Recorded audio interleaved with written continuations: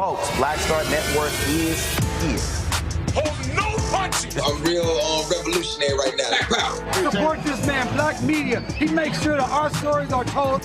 Thank you for being the voice of Black America, Roland. Stay black. I love y'all. All momentum we have now, we have to keep this going. The video looks phenomenal. See, this difference between Black Star Network and Black-owned media and something like CNN. You can't be Black-owned media and be scared. It's time to be smart. Bring your eyeballs home. You dig?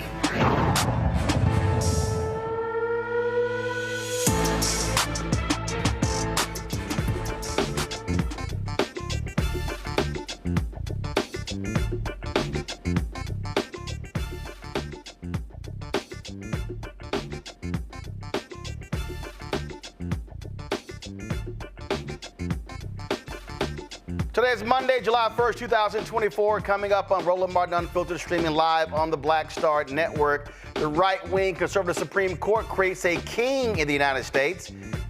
They say Donald Trump cannot be prosecuted for his official acts as president. We'll examine what that means for Trump's current indictments and the upcoming election. During the Thursday debate, Donald Trump made a number of lies regarding the military. We'll be joined by retired Lieutenant General Russel Honoré to debunk those lies. Also, Illinois Attorney General Kwame Raoul is leading the charge to keep DEI initiatives in law schools. He'll join us on today's show. Plus, those Fort Worth, Texas jailers who killed a Black inmate have been arrested. An Oklahoma State Superintendent says if teachers don't follow the curriculum to teach the Bible in schools, they could be fired. And Democrats continue to whine and complain and whip the bed over Joe Biden's performance in the debate. For me, it's real simple. Shut the hell up and get over it. It's time to bring the funk. I'm Roland Martin Unfiltered on the Black Star Network. Let's go. He's got whatever the miss, he's on it.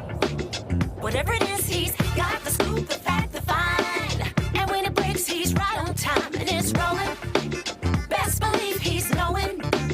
Putting it down from sports to news to politics. With entertainment just for kicks, he's rolling.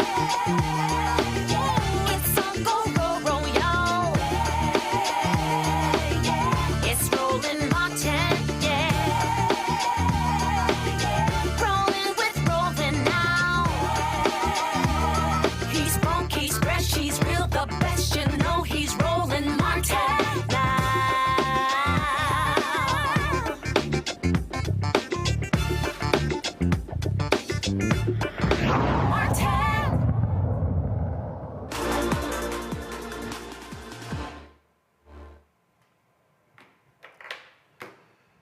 Folks, this just in, President Joe Biden will be speaking to the nation tonight regarding today's Supreme Court ruling, a 6-3 decision that says Donald Trump has a lot of immunity from crimes he committed while in office. The nation's highest court decision is a major blow to prosecutors seeking to hold Donald Trump accountable for his attempts to overturn the 2020 election results. This, of course, fell along partisan lines. It has taken them 6 months to render this decision. And remember, Justice Sonia Sotomayor warned us about rulings that will be coming down. Well, now we have this. Joining me now is Ellie Mistel, Justice Correspondent for The Nation. Also, Adam Sir, staff writer with The Atlantic. Glad to have both of you here. Ellie, I want to start with you. How bad is this? For folks who don't understand the law, who they don't follow this stuff closely, how bad is this decision? Significantly worse than even I imagined it would be. The crux here is that the president cannot be charged with the crime for acts he commits while he's in the White House. Now, you're going to hear a lot of people, a lot of apologists for the Supreme Court, a lot of centrist Republican-style people telling you that, whoa, they're unofficial acts that he could still be charged for. Yeah, but the key here is that the Supreme Court gave no guidance on the difference between official and unofficial acts. Arguably, everything the president does is going to be ruled as an official act. More importantly, the Supreme Court took away the ability to use evidence of what the president says and does as evidence against the president trying to say that his acts were in fact unofficial. Because if the president talks to the public or talks to his advisors about for instance, who he would like to assassinate, that communication is also official and thus can't be used to prosecute the president. So there's really no more bounds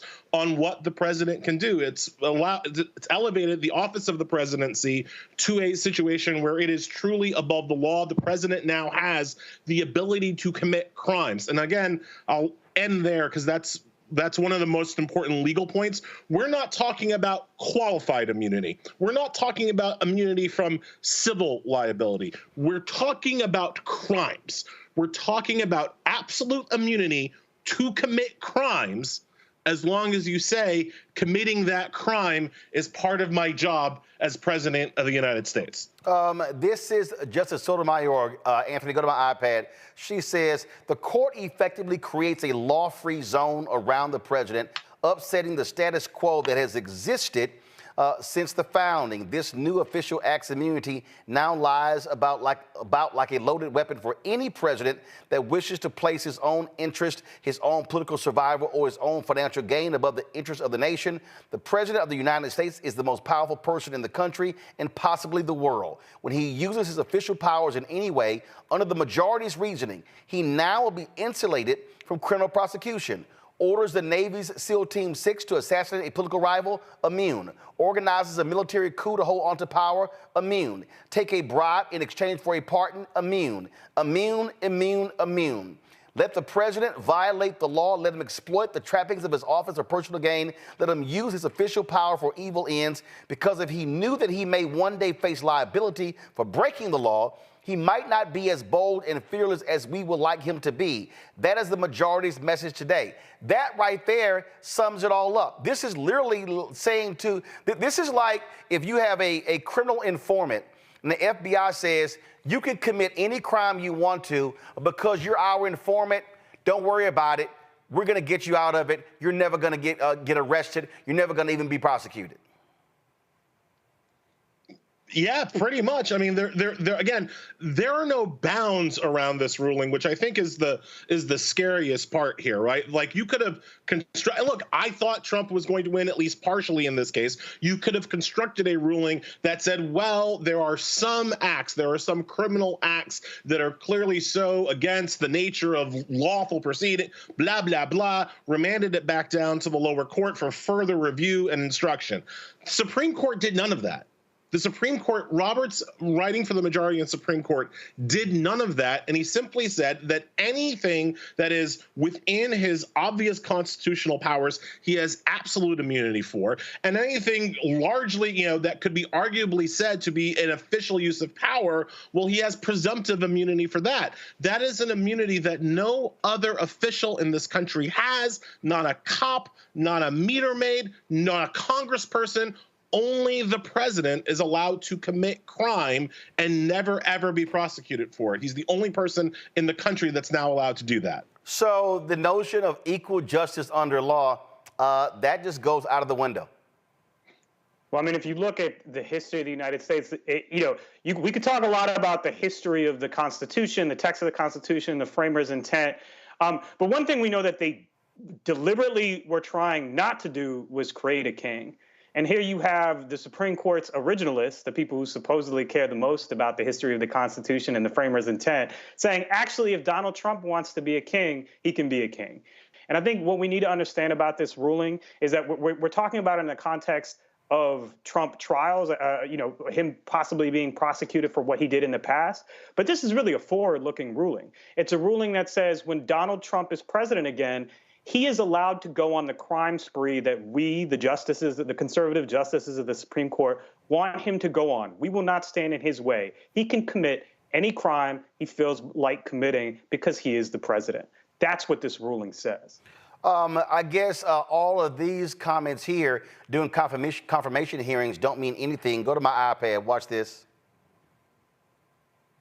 I believe that no one is above the law under our system, and that includes the president. The president is fully bound by the law, the Constitution, and statutes.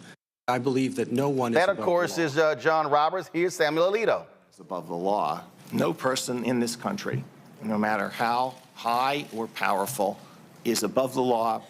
It has been a particular honor for me to serve on the Court of Appeals for these past 15 years. Now, that's Sam Alito. Now, guess what? Here is Brett Kavanaugh. No one's above the law in the United States. That's a foundational principle that I've talked about, coming from Federalist 69, coming from the structure of the Constitution. We're all equal before the law in the United States of America. Well, we know all three of them were lying because they comprise 3 of the 6, Ellie. And can I say, let me wrap together this opinion and the other opinions that we saw last week. When you look at the court's calling onto itself the power to rule over executive agencies, when you look at the court's decision in the Chevron case, and you link it up with today's case, what you have is the Supreme Court grabbing final authoritarian power over the rest of government, over both the presidency and Congress, right? Because the whole point of the Supreme Court not telling us what official acts and unofficial acts are, not explaining that difference to us, it means that only the Supreme Court knows. Only the Supreme Court can tell us which acts the president can never be prosecuted for and which acts he can be prosecuted for. So I hear a lot of liberals, a lot of left-leaning people out there today saying, oh, well, Joe Biden can now use this immunity. No, he can't. No, he can't. Because if Joe Biden tried to do the criminal things that Donald Trump did, all of a sudden the Supreme Court would say, oh, no, those were unofficial acts that Joe Biden took, whereas Donald Trump took official acts. See the difference? Because the Supreme Court is making up its own rules as it goes along, the Supreme Court is the only institution with real power in this country. And that is the through line from throughout the Supreme Court term, and certainly from the last week and a half. Only the Supreme Court has the power to tell Congress what it can and cannot do. Only the Supreme Court has the power to tell the EPA what regulations it can and cannot have. And now only the Supreme Court can decide what a president can and cannot do. You know, Adam, Republicans love talking about progressive judges legislating from the bench. What we are seeing is, as Ellie said, an absolute power grab by these conservatives, and they are essentially they are doing the bidding of these moneyed interests, these rich interests. You talk about the Chevron case. You talk about now, even if a rule has been enacted, decades ago, they can go back and now sue. I mean, the chaos. Judge Ketanji Brown Jackson talked about that. The chaos that we are about to see unleashed on this country, especially if Donald Trump wins, is going to be nothing that we've ever seen before. I think we have to understand that this ruling and the level of power that the Supreme Court has asserted over the past few weeks, I think fundamentally changes the nature of our government. Whatever we were before those rulings, I think we're becoming something different now, and we will become something even more different if Donald Trump takes power after the November election. And I think fundamentally this is a 19th century worldview that the justices have, which is basically that elites really should not be held accountable for anything. There is a certain level of immunity that if you are a conservative elite, whether that's in business or in government, you simply are not bound by the law the way that other people are. And so I think it's important to go back to those statements that they said, well, nobody is above the law. They're actually creating classes of people who are above the law, and those people are all their political allies and friends. Ellie, what people have to understand, again, Sotomayor talked about, hopefully a president doesn't go there. Let's be real clear. Donald Trump has already went there. He knows no bottom. There's no such thing as guardrails. Justice John Roberts, in his opinion, literally said that because the president is pursuing his duties to uphold the law, he can inquire about investigations of the Department of Justice when we've operated as if there's sort of this wall between the executive branch and the DOJ so they can maintain their independence. Roberts has just said, oh, the hell with that. The president can call the attorney general, give me an update on this case, involving him, involving a family member, involving an administration official. That's what John Roberts is saying.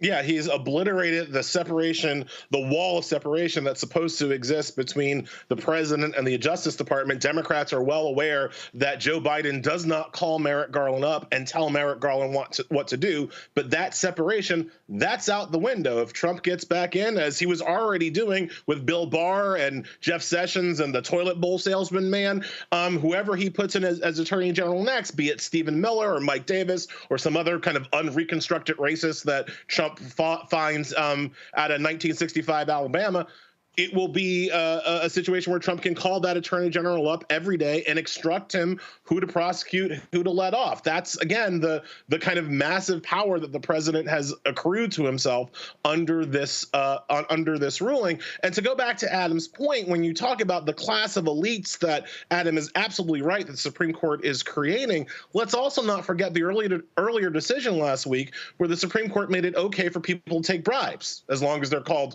gratuities or tips after the fact. It's completely legal now for public officials to take bribes so they can get paid for a decision that helps out their powerful friends, just like this one today. It's a all hands on deck reformation and reimagining of what America is supposed to be. And that reimagining is not one in line with democratic self-government principles. And of course, that has always been the point of the conservative takeover of government and especially the courts. They don't want democratic self-government principles because they understand that they might lose in a democratic self-government, right? They might lose free and fair elections. They lose all the time. They don't have the kind of political and demographic advantage that allows them to forever keep whites' power in a democratic system. So now they've gone to the courts to impose that power as a form of minoritarian rule on the rest of us and make sure all of their friends are, again, above the law and unable to be held accountable by it. I want to add something to what Ellie just said. I mean, when you talk about when Roberts obliterated DOJ independence with that sentence saying the president is allowed to have conversations about investigation, that is the president. Donald Trump is right now saying he's going to pursue retribution against his political enemies. So with that, with Donald Trump going on the campaign trail saying, I'm your revenge, I'm your retribution, all that stuff, John Roberts, having seen that, decided to write into this decision, oh, and by the way, when Donald Trump becomes president again, he can prosecute whoever he wants, and he can decide that other people, his friends and cronies who commit crimes, those people will not be prosecuted. He could decide that those people will not be prosecuted. So it's really sort of a frightening window into what the Supreme Court thinks about both itself and about Donald Trump, which is that they want their guy to be president, and when he is president, to be unbound by the law or the Constitution in any sense, except to the extent that they decide they don't like something he's doing, which is to say that they're in charge now. And Ellie, let's be clear. This decision today, this was not specific to the case that came up. They decided, and we saw this in their questions, they basically pushed aside the actual case that was in front of them, and they decided to create a standard for the future that had nothing to do with the case that was presented to them. John Roberts went out of his way to avoid talking about the actions of January 6th, to avoid talking about what actually went down and the crimes that Donald Trump was actually accused of. It was actually only Amy Coney Barrett in a concurrence, in a footnote of a concurrence, that even brought up the fake electors. John Roberts, in the majority opinion, he stayed far away from the crimes that Trump was actually charged with. Now, again, constitutionally speaking, the Supreme Court is not supposed to issue advisory opinions. They're not law professors, right? They're not supposed to pontificate on what the law could be in some day, right? They're supposed to deal with, quote, cases and controversies, actual things that are happening, but this decision was completely removed, completely detethered from any actual wrestling with what Trump was charged on. And again, as Adam is saying, this is all by design. And if there's one thing that I want your viewers to come away with from Roland, is that nothing is happening by accident. Right, nothing is happening because the justices are just trying their best and they ended up in this place. Like, this is all part of a plan, and that plan is being executed, and that plan is to make sure that whatever we do this November, it doesn't matter. Like that's the actual plan. And so when you have people, and I hate to go back to this like conversation, but when you have people kind of like pulling their hair out over the fact that Biden looked old and slow at the debate, and I agree, he looked old and slow at the debate, like, do you understand what's coming next? Do you understand what happens next? If you think Trump was willing to commit crimes the last time, what is he going to do now that he knows for a locked fact that they're not allowed to prosecute him after he leaves office? There's just, you have to have some perspective about the forces that we're dealing with here. Adam, go ahead. If he leaves office, the Supreme Court has said he can't be prosecuted if he refuses to leave office because, that might be part of his official duties. So really, I mean, that's what Sonia Sotomayor said in her dissenting opinion, that this is so broad that it essentially legalizes, someone deciding they want to be president for life. There is no universe in which that is what was intended by the founders. There's just no universe in which that's what they wanted to do when they devised a system of checks and balances. Whatever else you might say about them as wealthy slave owners who created a constitution that recognized property in man, they did not intend to say you can be president for life if you feel like it. President Biden is going to speak on this 7:45 p.m. Eastern. And I got both of you here. I got to get your take on this. Go to my iPad. Listen, you've got Ellie, you got people like James Carville and other Democrats who are yelling and screaming, oh my God, Biden has to be replaced. These people are sitting here trying to float other candidates. They want to ignore Vice President Kamala Harris. And the bottom line is this here. I just think fundamentally this has to, you have to accept the reality. It was an awful night. He had a bad night. But this notion that you could just go ahead and replace Biden right now and everything is just wonderful and it's going to be all okay is crazy. This ruling right here, this should be the rallying cry of Democrats. This ruling right here and the Chevron decision and the other decisions should be, I don't give a damn who the hell we put up. It has to, there's no way in hell Donald Trump can be allowed to be anywhere near the Oval Office because the Supreme Court is going to allow this man to do whatever he wants, and we know how evil he is and what he is going to do to wreck this country because he has no bottom. Expanding the court, adding justices to the Supreme Court is the only way to stop the Supreme Court. You can't legislate yourself out of it. You can't legislate with a restoring Roe legislation or a presidents are not immune from crimes legislation because the Supreme Court will strike that down as unconstitutional. So you can't legislate your way out of it. You can't vote your way out of it because the Supreme Court isn't voted on. The only way to stop the Supreme Court is to add justices to the Supreme Court, and Biden has been against adding justices to the Supreme Court for his entire career, including all throughout the run-up to the 2020 election. He has also been against getting rid of the Senate filibuster, which is the kind of proximate cause of why progressive policies and agendas and things like packing the Supreme Court can't be done. If he comes out tonight in the heat of all of these rulings against not just the liberal agenda, but the Democratic agenda, small d, the agenda for democracy, if he doesn't come out against the Supreme Court tonight and say that something must be done to bring these people to heel, then I don't know when he is going to come to it. That is the only solution. In terms of replacing him on the ticket, I'll go to the law here because that's my expertise. If you want to replace Biden on the ticket, the literal only person who can replace him on the ticket is Kamala Harris. I don't say that because I like Kamala and I'm black, although I do like Kamala and I'm black. I say that. Yeah, we know you black with that Afro pick. We know you black, but go ahead. I say that because the people who gave them money gave the money to Biden Harris, not Biden or whatever other white guy you guys come up with, right? So if Biden is not going to be the nominee, all of the money and the spending and the ad buys that have been done on behalf of the Biden-Harris campaign go to Kamala Harris. So if you don't like Biden, then your choice is Harris. And if you don't like Biden or Harris, then I guess your choice is fascism. But those are your choices. Those are the sum totals of your option. Biden, Harris, fascism. Pick one and join me in November. Adam, And Adam, you don't have a pick, Afro pick with you today, but go ahead. Unfortunately, I no longer have an Afro to pick, although I did have nice hair when I was, 18 years old before it started falling out.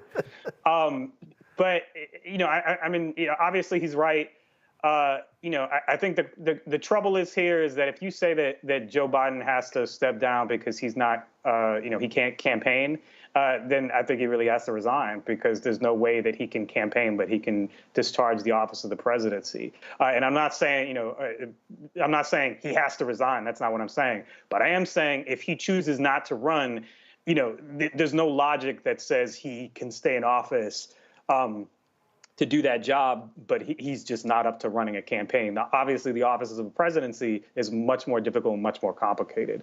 But he's right. The only alternative is Harris. It's either Biden or Harris. Those are your choices. So people have to figure that out. All right, then. Ellie Misto, Adam Sir, gentlemen, I appreciate y'all joining us today on the Black Star Network. Thanks a lot. Love being on with you two brothers. All right, appreciate it. Folks, got to go to break. We'll be right back with our panel to get their thoughts on today's momentous decision from this Republican right-wing conservative Supreme Court. You're watching Roland Martin Unfiltered on the Black Star Network. On the next Get Wealthy with me, Deborah Owens, America's Wealth Coach, you see the headlines. All frightening, right? Interest rates are going up. The recession is on the way. The stock market is up and down. But you know what they say, scared money don't make money. That's why I'm excited on our next Get Wealthy to have a conversation with someone who has written a new book, Fearless Finances, and she's going to share exactly what you need to do to secure your bag regardless of the ups and downs of the economy or the stock market. Oftentimes you can start with as little as $5. That's right here, only on Get Wealthy on Black Star Network. Now streaming on the Black Star Network. If we look at all of the best mans, the movies, and then of course, series on Peacock, why do you think it resonated so well? Well, I think it's a reflection of us. I think it's a reflection of authentic black people, the way they see themselves. And in some instances, aspirationally so.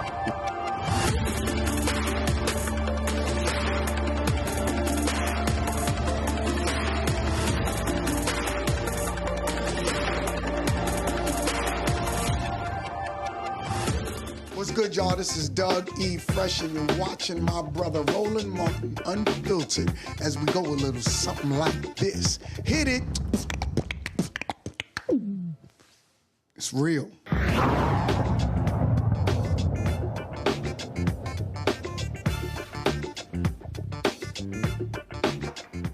All right, folks, let's get right to it with my panel. Dr. Julian Malveaux, economist, president, emerita at Bannon College, also author, coming to me from D.C., Dr. Amakongo Debunking Sr., professorial lecturer, School of International Service, American University, also from D.C., and former Georgia State Representative Rita Shannon from Atlanta. Glad to have all three of you here. Amakongo, I'll start with you. What we are dealing with is a hardcore right-wing conservative court that is deadly entrenched in the camp of Donald Trump. They want this man to be president. They are pushing forth an ideological agenda. This notion that the Supreme Court is nonpartisan, they call balls and strikes, is absolutely BS.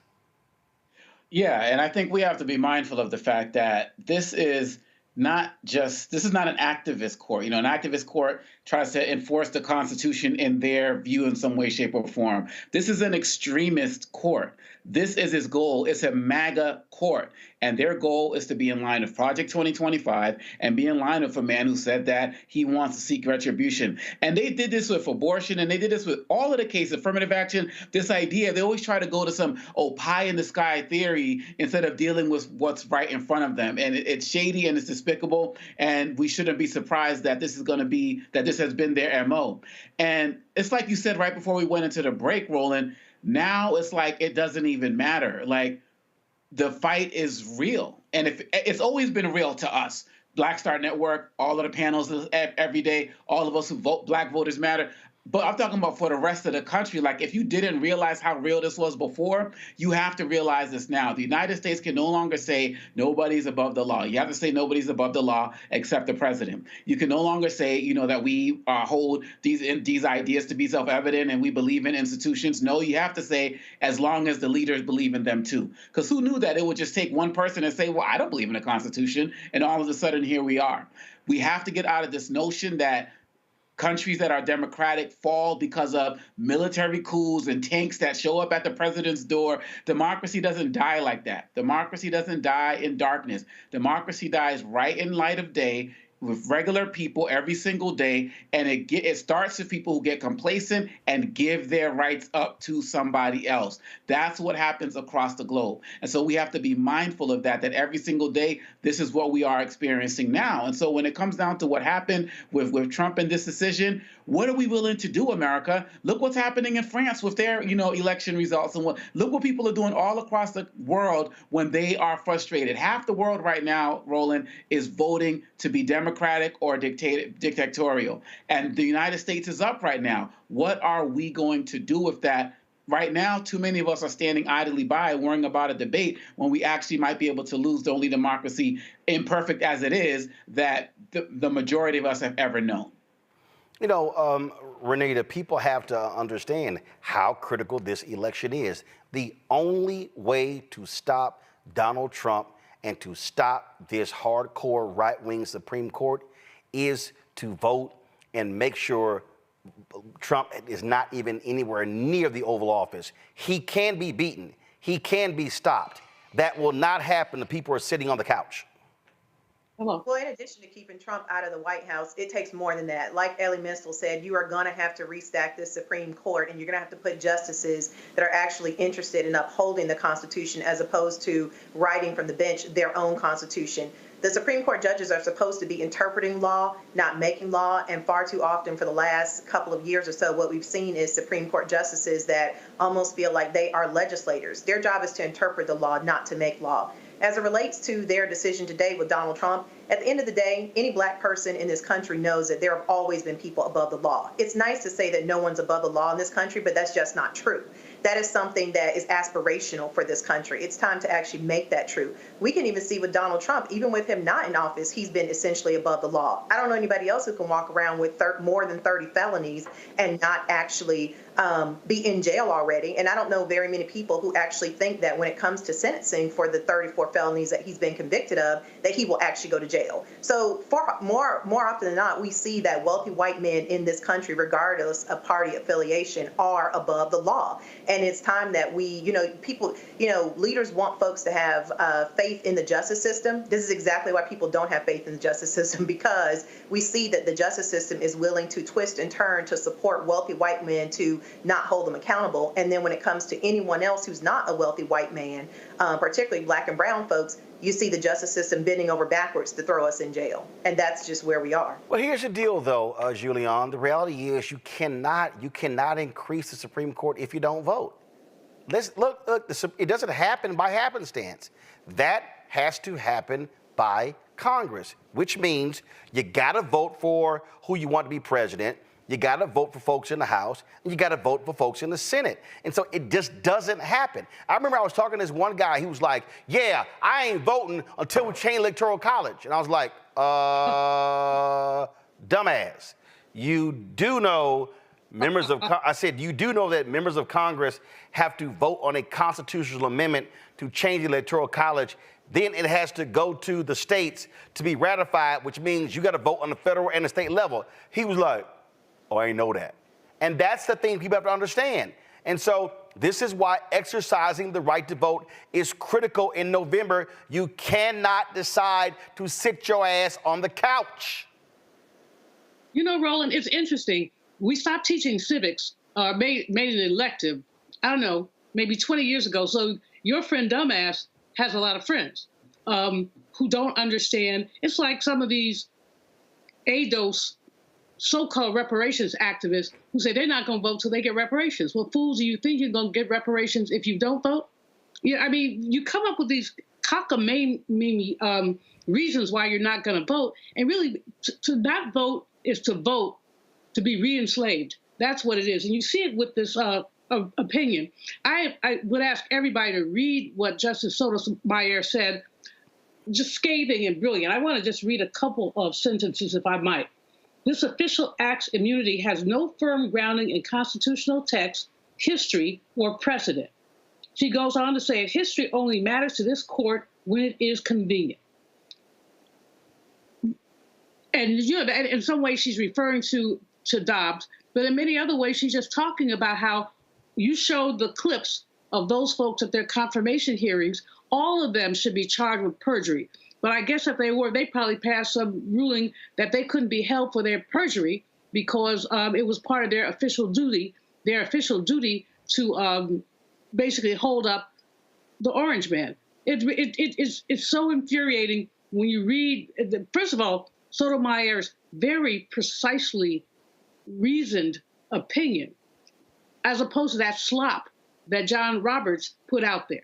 The so-called, all these people say they have reverence for the court, they have reverence for history, but they don't have any reverence when it comes to the truth. They don't have, their reverence is for that Orange Man. Their reverence is not for the truth, it's not for justice. It's infuriating, but you have come to the conclusion that many of us have, Roland, that we all have. If you don't vote, you have no power. And so it's very frustrating to see so many young people say they're not going to vote. The other thing, Biden had a horrible debate. I framed it in a column as you have a choice between a liar in chief or the mumbler in chief. And if I had a choice between a liar and a mumbler, I'll take the mumbler every single day. But while all these Democratic pundits, James Carville, all those, used to be big Democrats, are whining, and then your intro was absolutely right, whining, bedwetting, tripping. While they're doing all that, they're not paying attention to the policy space.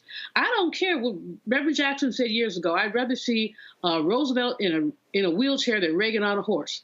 I mean, unless Biden has dementia, which there's no evidence of that, I'd rather, he can mumble if he wants to. He's a good man. He's done a lot, not only for Black community, but for the nation. And I think it's unworthy of people who call themselves Democrats and say they're progressives to be piddling around talking about, well, look at the way he walked. He addressed that. He didn't walk like he used to. Nobody does. However, he still gets from point A to point B. Or like Reverend Barber said on Saturday, you were there, he said that Harriet Tubman had epilepsy. He listed all these things. He said, I don't walk that well either, but I know how to walk toward justice. This ruling is unjust, and it does set up a hierarchy, a class hierarchy that puts Black people back again on the bottom. Look, I'm trying to explain to people what the Supreme Court just laid out. They just said, Donald Trump, if you get elected again, you can do whatever the hell you want.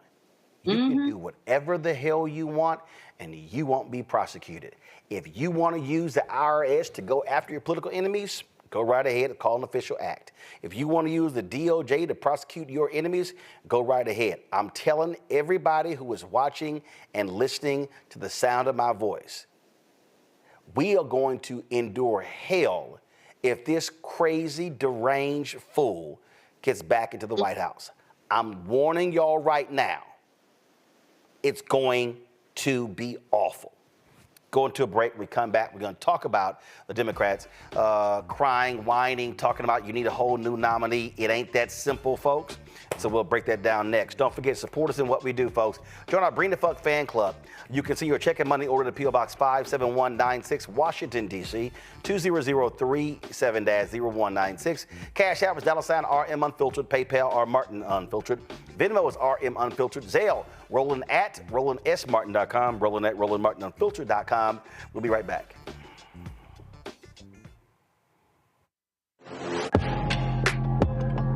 A lot of y'all have been asking me about the pocket squares that we have available on our website. You see me rocking the Shibori pocket square right here.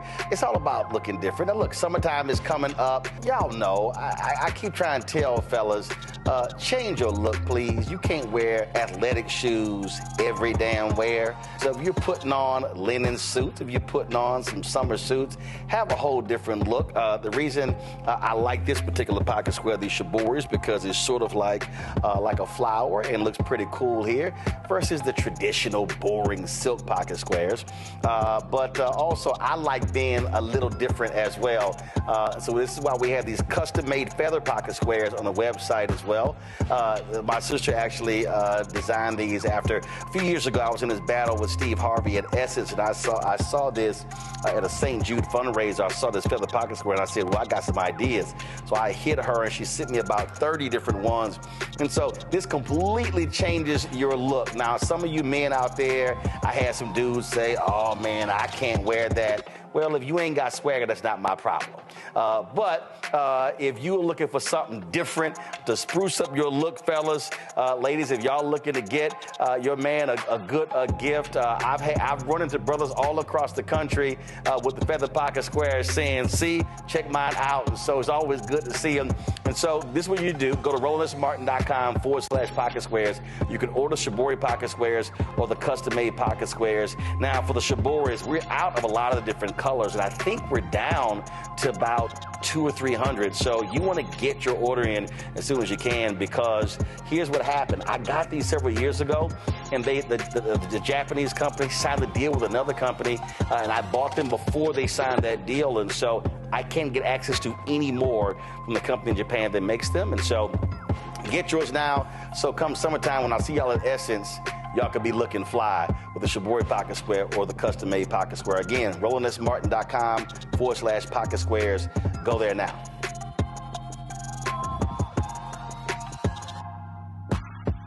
Hi, everybody. I'm Kim Coles. Hey, I'm Donnie Simpson. Yo, it's your man Dion Cole from Blackish, and you watch Roland Martin, Unfiltered.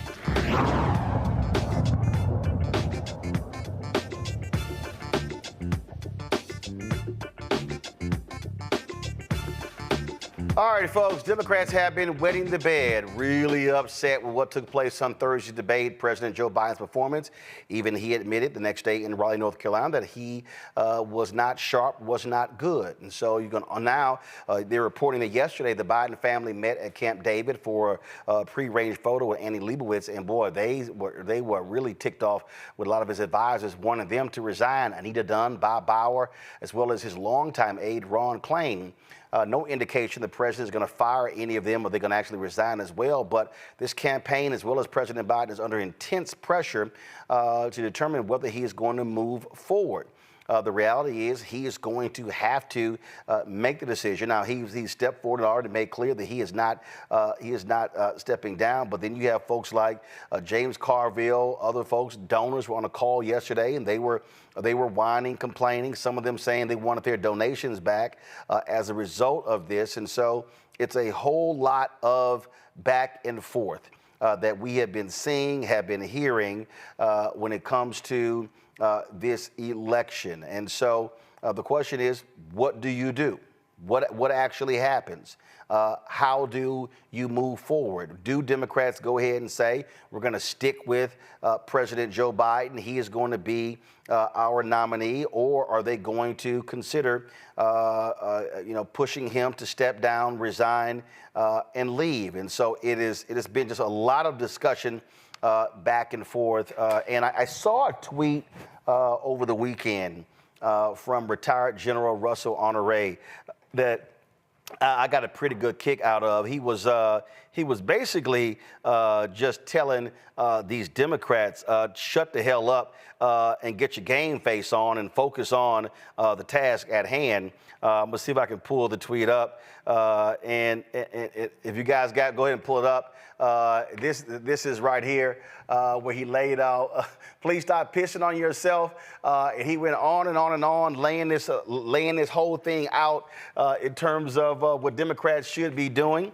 He cut right to the chase, the same way he did when he hit the ground in New Orleans during after Hurricane Katrina. He joins us right now. And General, glad to have you here. I mean, my goodness, these folks really do need somebody with some guts, somebody with an attitude to whip them into shape and to realize you calling for Biden to step down after one debate. I don't recall the New York Times or the Land Journal-Constitution saying Donald Trump should step down after he was found guilty of sexually assaulting a woman and found guilty of 34 felonies. Absolutely. Circle the wagon. In every war, you're going to lose a battle. But you adapt, you overcome, and you win the war. Losing a battle, if you haven't lost the battle, you hadn't done anything. And that was a battle loss, but it's an opportunity because they allowed the convicted felon that's running for the White House to spend an hour and a half spewing lies. I don't think he said one thing that was true. As opposed to the Democrats circle the wagon and focus on the lies of the convicted criminal, they beat their own guy up. And I wish James Carville and that Obama crowd and that Clinton crowd that get all the time on television, shut the hell up. If you're not going to support Biden, shut the hell up. Attack the other guy. If you can't say nothing good, shut the hell up and focus on the other guy. That's what we got to do and get the vote out, because we got to get the young people excited about coming out to vote. The young people can save the democracy in the United States, and that's what we need to be talking about.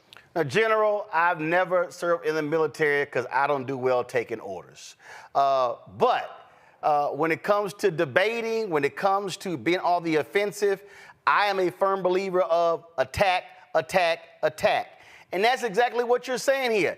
That man stood there and lied over and over and over and over again, and you heard Biden say, hey, I might not walk as fast as I used to, I may not talk as smooth as I used to, but damn it, I tell the truth. And so you don't sit here and let a fluid liar get away with it. Absolutely. You know, a convicted felon can't be in the Army. We're about to let this guy be commander-in-chief again.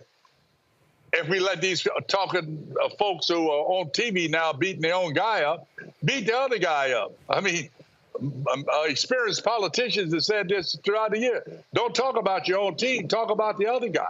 And we've lost some opportunities. Some of the crime going on in the debate analysis, I had to turn the damn thing off for 2 days. Watching some names that you and I both recognize, people we know that we've conversed with, come on TV damn near crying over the debate, while the other guy allowed the line for an hour and a half. They said nothing about that. They beat up on their own guy. Hey, look, the other side, they got this down. They'll support a liar. They went to court with him. This guy been convicted of grabbing women by the parts. He's been convicted in court of assaulting a lady for sexual assault. And he's going to be the commander-in-chief. He couldn't even join the Army with his criminal record. Well, and the thing that also jumps out at me here, when you talk about the line, the man sat there and just lied about the military, lied about support, lied about what he claims he did not say, and then lied about even Ukraine and Putin. Y'all go ahead and roll it. Former President Trump, Russian President Vladimir Putin says he'll only end this war if Russia keeps the Ukrainian territory it has already claimed and Ukraine abandons its bid to join NATO. Are Putin's terms acceptable to you? First of all, our veterans and our soldiers can't stand this guy. They can't stand him. They think he's the worst commander-in-chief, if that's what you call him, that we've ever had. They can't stand him. So let's get that straight. And they like me more than just about any of them. And that's based on every single bit of information. As far as Russia and Ukraine, if we had a real president, the president that knew, that was respected by Putin, he would have never invaded Ukraine. A lot of people are dead right now, much more than people know. You know, they talk about numbers. You can double those numbers, maybe triple those numbers. He did nothing to stop it. In fact, I think he encouraged Russia from going in. I'll tell you what happened. He was so bad with Afghanistan. It was such. Who literally said to NATO, hey, if y'all don't pay up, Putin can do whatever the hell y'all want. And then in that debate, he lied about that. He lied. He said, oh, when he talked about losers and suckers, he said, oh, I fired that general. I never said that. General John Kelly, a retired four-star, confirmed Donald Trump said that. And you know what, General Honoré? I really wish General Kelly would have the guts, stop hiding behind a quiet confirmation. I wish General Kelly would come out and give a major speech and let it come out of his own mouth what Donald Trump said, because I think people would listen to that man, especially serving as his chief of staff and being a four-star general, if he told American people what Trump said about our troops who were killed in battle. I agree with you. It needs to come out of his mouth. It also needs to be repeated the number of high officials that worked for Trump that are in jail or on their way to jail, And the number of high officials that collectively signed a letter say he should be nowhere near the White House again, to include all of his two of his national security advisors say he should never be in the White House again. He's not to be trusted. He took classified documents and put them in a bathroom. He showed them around Mar-a-Lago. This guy should never be entrusted again with the leadership of this country. And people got to get off their AZZ and go vote. And that's the banner we need to be talking, Roland. Get off your AZZ and go vote. You can't sit around and say, I didn't get what I wanted the last time. I ain't watching the election. I ain't going to vote for an old guy. Well, guess what? You will end up in a situation where a lot of black and brown people will be sent out of this country on day one. And there will be nothing, no progress for the people of color.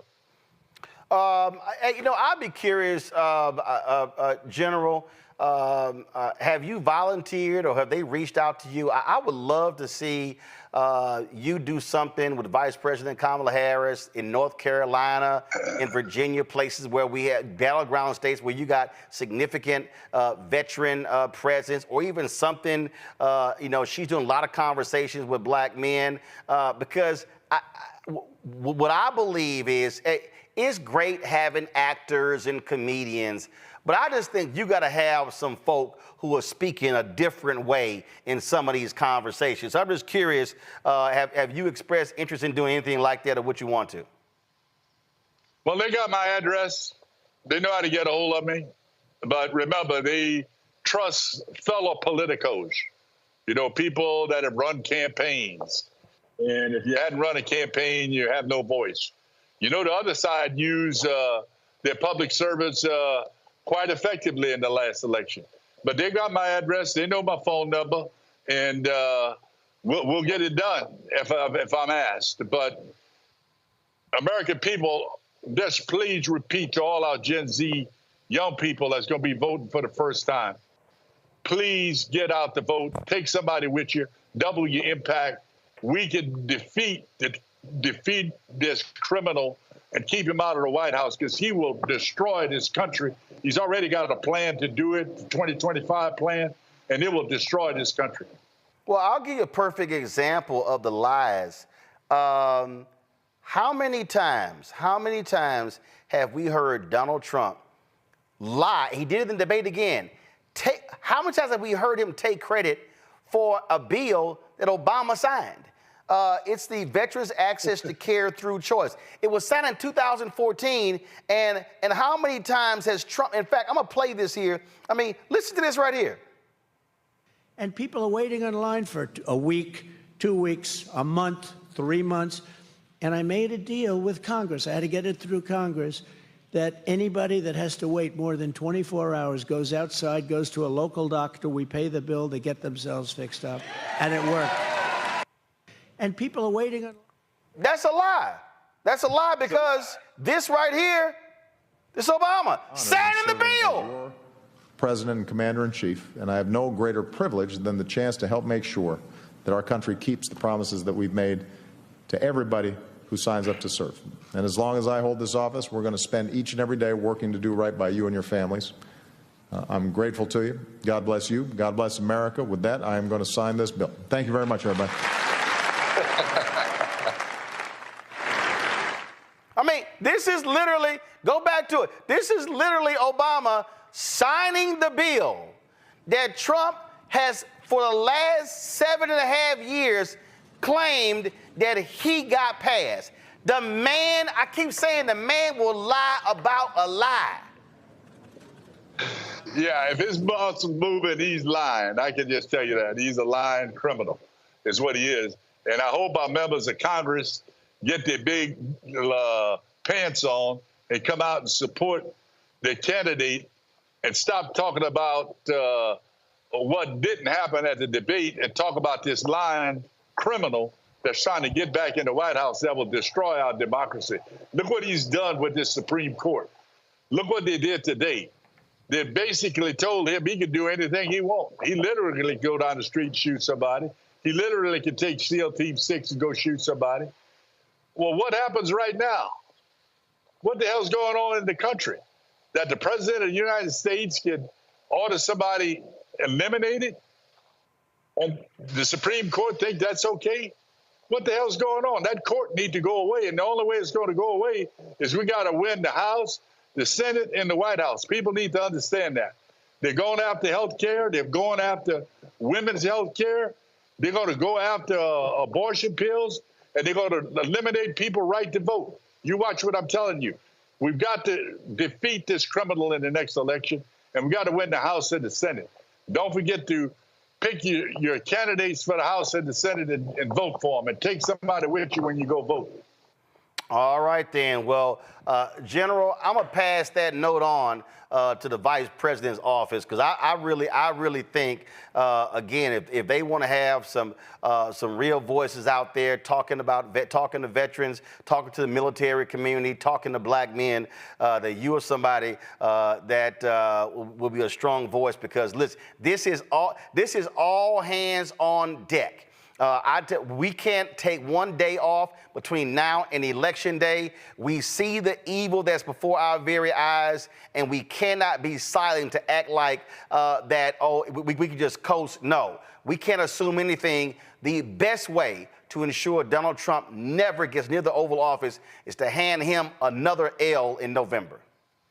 You know what I see, Laura, Roland, is the criminal brings out black entertainers and sports figures, selected people, to speak on his behalf. Where in the hell are the sports and entertainment people speaking on behalf of Biden? Where are they?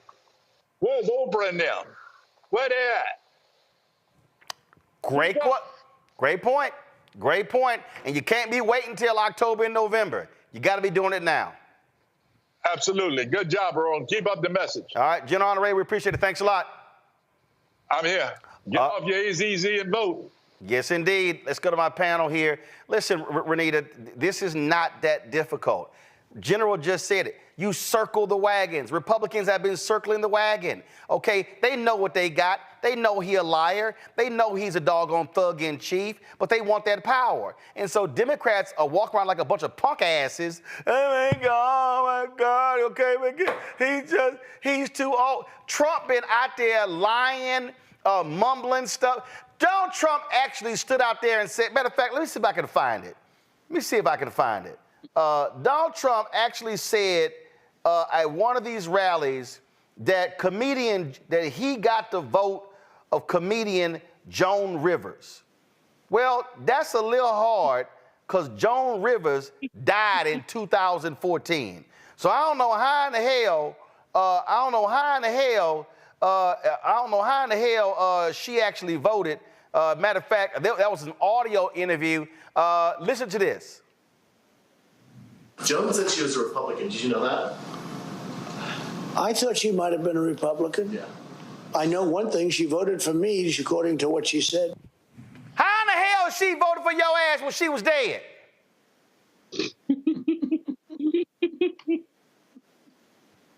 Renita? So on the one hand, winning a debate does not guarantee you that you're going to win an election. Plenty of candidates, whether you're talking about for president or whether you're talking about running for local office, we've seen this time and time again where candidates have gotten to the point where they don't even show up for a debate, and it has absolutely no impact on their election. But on the other hand, and this is what I think that we're in the territory of now with what happened with the debate performance on Thursday, is that when you do show up to a debate, if there are catastrophic things that happen within that debate, then those are opportunities to make clips and to make commercials that can reach the general public, where the general public really doesn't watch debates like that. And that's usually not what they use to make their defining decision of who they're going to vote for. I know that my opinion is in the minority on this panel. It's completely fine. I'm fine with that. I've had the experience of campaigning to voters, and I'm going to tell you this.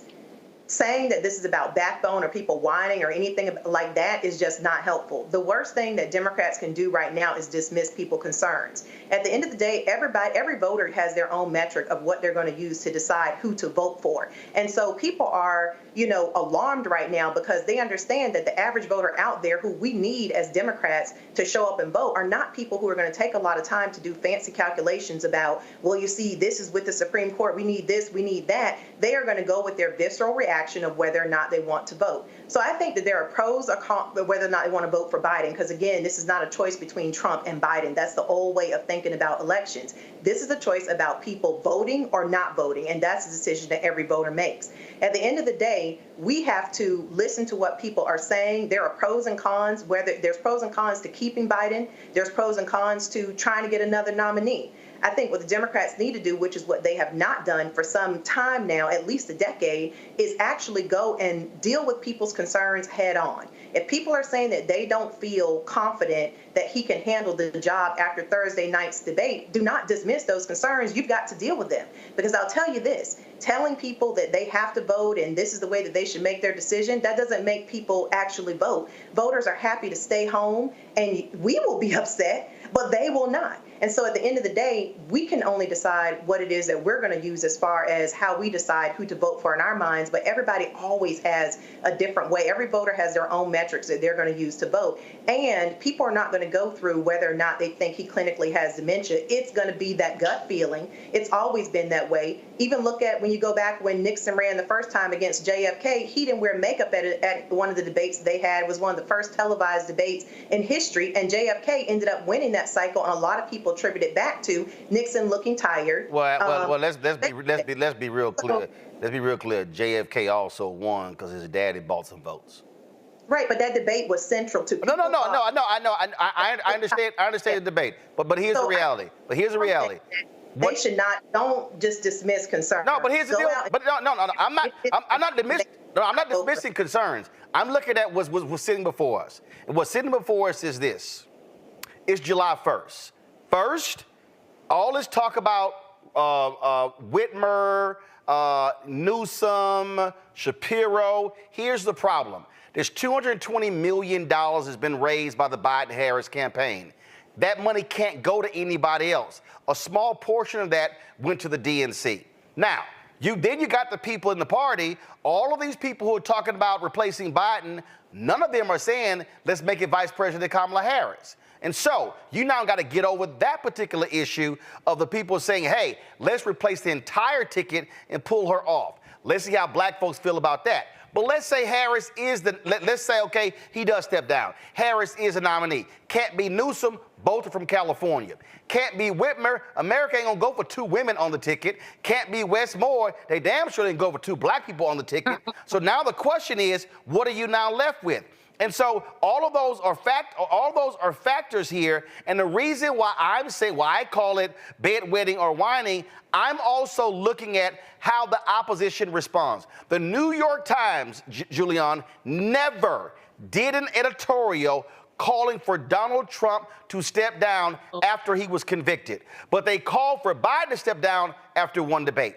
Land Journal-Constitution never called for Donald Trump to step down after he was found liable for sexually assaulting E. Jean Carroll. But they said, oh, Biden should step down. Also, I saw Republicans in Congress go to New York City and just every single day standing there, oh, we're standing with Donald Trump. They circle the wagons. They know about all of his failings. They know about him cheating on his wives. They know about him cheating on his taxes. They know about him having all the money he owes because his charity that got shut down, inflating his businesses. But you know what they said? He ain't going nowhere.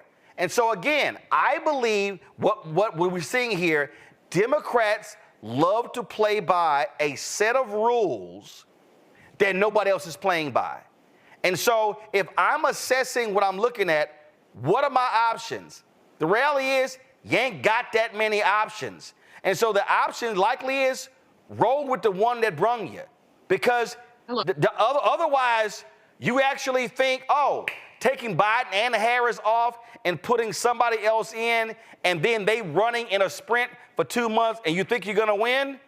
Yeah, good luck. But you know, Roland, this whole thing, I mean, you're absolutely right. I agree partially with Renita about listening to the people, going to the voters, hearing what they have to say. But at the end of the day, like I said, unless someone can prove to me that he has dementia, which he does not, I think Biden's a guy, I think we stick with him. Everybody's not going to be happy about it. But would you be happy with Trump? I mean, would you really, people, would you be happy with Trump? So you're right about, I forgot who said, I don't belong to an organized party, I'm a Democrat. And that's because Democrats just behave like we never agree. Back in the day when I was doing a lot of television, CNN, PBS, all that stuff, what used to crack me up is the Republican would come in there with a little cheat sheet. The Republican Party would send them talking points every morning. And by the time they showed up to argue with a Democrat, because if you argue with two of them the same day, they say the same thing. Meanwhile, we're over there freestyling, doing whatever. Very well, I might add, but from time to time, you need to be on the same page in the same hymn book. So this where we are right now, I'm so glad you had General Honoré on. Because where we are right now is the Democrats just need to pull up their big girl or boy draws and keep it moving. On the subject in fact, hold tight 1 second. That was a Republican who was speaking at the Aspen Institute, who actually, what you just said, he actually said what you just said. It was quite interesting. Give me 1 second, see if I can find it. It was quite interesting listening to this guy. And again, he's a Republican operative. And he was talking about how you have to fight when you're in the middle of a battle. Here it is right here. Watch this right here. You have a candidate that has flaws. They're significant. But he's better than a 34-time convicted felon. Pick up your swords and march down the battlefield. That's how you win. It's not taking off-ramps, folks. The Republicans are not taking off-ramps. If you don't think this is a winnable race, you're not paying attention to the data. It's extremely winnable. Now, that guy's name is Mike Madrid, and again, has worked in Republican politics. And if there's anybody, Juliana, who knows about being cutthroat and going with it, that's Republican operatives. Absolutely. No, these Democrats, again, we dither around. We're all over the spectrum. On this one, we have to be united. But I don't see, I'm really frustrated. I want to say one thing about the Orange Man. Remember when Mary McCarthy wrote about Lillian Hellman? She said everything that she writes is a lie, even the and the and. That's Trump. Anything that comes, if his lips are moving, his behind is lying. And we know it. So how, like the Mike Miller said, how do we go along with someone with 34 felonies? I mean, I have relatives up under the jail. They only have like 3 felonies, 34 felonies. That sexual assault, cheating on his taxes, and bragging about basically what he can get away with. And now the court, of course, has affirmed that. The only way we get out of this imbroglio is that we vote. And young'uns, old ones, I have a young relative who told me he couldn't vote. I said, take your Aunt Juliana off your Christmas list, because I will not give you another quarter until I see a piece of paper that says you. We have to be hard line about this voting. We really, really do. And again, we've got folks who are running around. I'm thinking about some of my reparations people who want to vote for Jill Stein. Why? Why? I mean, when people start giving you these bogus excuses, what we have to say is why? What do you think you're going to get with crazy Robert F., whatever his name is, Robert F. Kennedy, wasting your vote on that? Jill Stein is a space cadet. What are you going to get from that? You have a protest vote. Your protest vote is to keep the Orange Man out of the White House. Congo, the Biden campaign dropped this ad today. Watch. Did you see Trump last night? I mean it sincerely, the most lies told in a single debate. He lied about the great economy he created. He lied about the pandemic he botched. And then, his biggest lie, he lied about how he had nothing to do with the insurrection of January 6th. We all saw with our own eyes. We're going to walk down to the Capitol, and I'll be there with you. We saw police being attacked, the Capitol being ransacked. He did not a single thing to stop it, nothing. Folks, I know I'm not a young man, but I know how to do this job. I know right from wrong. I know how to tell the truth. And I know, like millions of Americans know, when you get knocked down, you get back up. I'm Joe Biden, and I approve this message. Now, I'm a Congo. Totally understand the point that Renita is making there in terms of where people stand, how they feel, but here's and also the clips. But here's the other thing. Yes, I know the numbers. 51 million watched the debate. That was actually the lowest watched debate since 2004 between Bush and Kerry, okay? Which was like 74, 75 million, all right? It was June 27th. So the reality is, if you go on the counteroffensive, if you're driving a message about the lies he told, if you're sitting here hitting him and hammering on every single one of the platforms, then you're now feeding into the system what also took place that night, and you're countering what they're doing with Joe Biden. But if you're the Democrats and all you're doing is talking about, oh my God, how he was feeble and he was awful and he was this, he was that, I haven't heard a single Republican complain about anything bad that Donald Trump did. They've been on the offensive. That's all I'm talking about. When you sit here, you don't accentuate your negatives, you accentuate your positives, or you accentuate the other person's negatives. Mm-hmm. Absolutely. And that's the beautiful thing about this happening in June, is that you have plenty of time to provide a counter narrative. And so going off of what Renita was saying, I understand what Renita is talking about as it relates to individual voters and the incentive that we need to give and the language. I get that. My bigger issue is with the Democratic insiders, the Democratic consultant class, One thing I appreciated over the weekend was all of the Democratic politicians that I saw. I haven't watched everybody, but Clyburn, Jeffries, Pelosi, everybody was like, yeah, it wasn't the greatest, but we stand behind him. Like, that's what you're supposed to be doing publicly, and you're supposed to bring all of this other stuff. You're supposed to keep it in-house as it relates to what needs to happen going forward. Look, they can all come together and decide, hey, Biden, we're going to support you, but as soon as you get over and you win, resign so Kamala Harris can take over. Like, do something like behind closed doors. But all of this bickering now, what are you going to have, a broker convention? You know, it's going to look worse than 68. Like, what are you really going to do in the next 4 months that's going to fully change the directory when you have a man who thrives off of his opponents not being unified?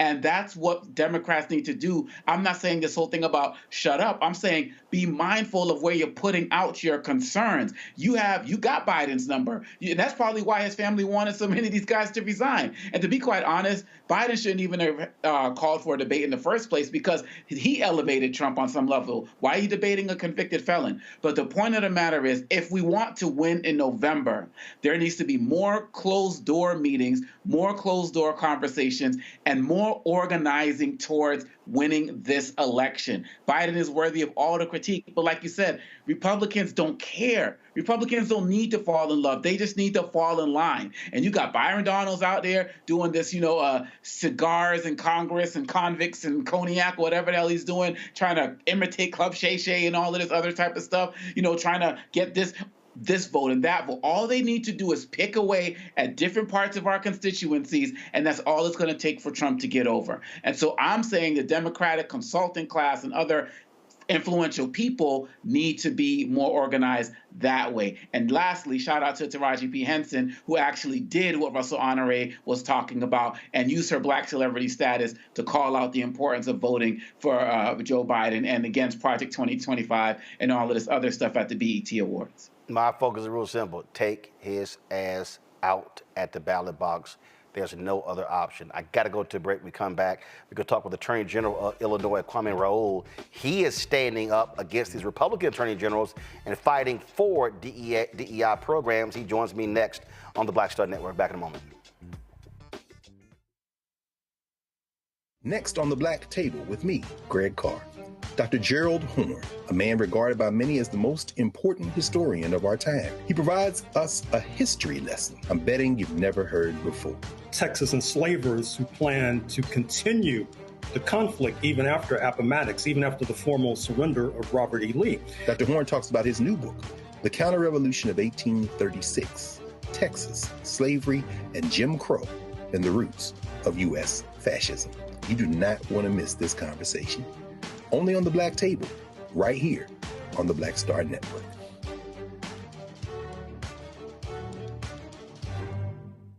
On a next, A Balanced Life, it takes a village to raise a child, and truer words have never been spoken. If you're raising a child, you know that it's a blessed challenge like no other. Even more so if your child has a disability. We'll talk to parents and our expert panelists about the best way forward for your child to help you maintain your own sanity. On a next, A Balanced Life with Dr. Jackie on Black Star Network. Hello, I'm Marissa Mitchell, a news anchor at Fox 5 DC. Hey, what's up? It's Sammy Roman, and you are watching Roland Martin Unfiltered.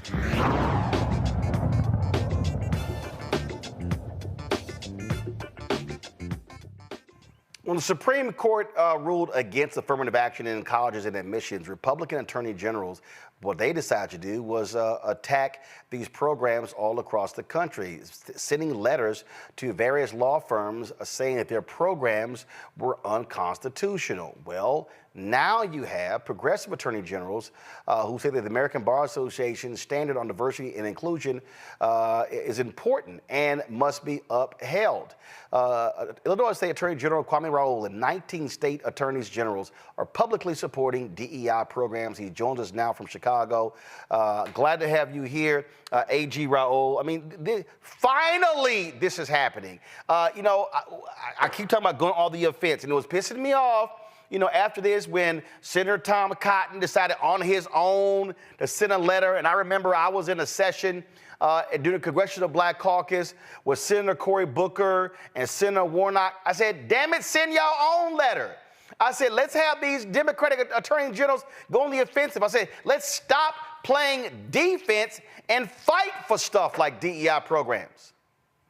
Yeah, Roland, you're absolutely right. And we went on the offensive last year. In fact, we responded right away. My colleague out of Nevada, Aaron Ford, led a group of us in response to the initial letter. And those initial letters last year, the specific thing about the references within those letters, they were attacking programs that specifically help African Americans. It wasn't just this broader diversity attack. It was programs that help the African Americans, such as the suit involving the Fearless Fund. And references were all about programs that helped African Americans. So it's not just attack on DEI just generally. It's a audacious racist attack. Yeah, and what they're targeting programs that have been beneficial for African Americans, and they want to shut all those down. They're attacking law firms, corporate America, every single program out there. And I have told some corporations, just because they haven't got to you yet, don't mean they ain't coming. Yeah, and the interesting thing is, to your point, to your initial point, if we are not responding back as aggressively and more aggressively, many of these corporations are going to retreat. We all already see it. They're afraid to even use the word diversity. So it's important for us to use our voices to say, hey, we are the consumers out here.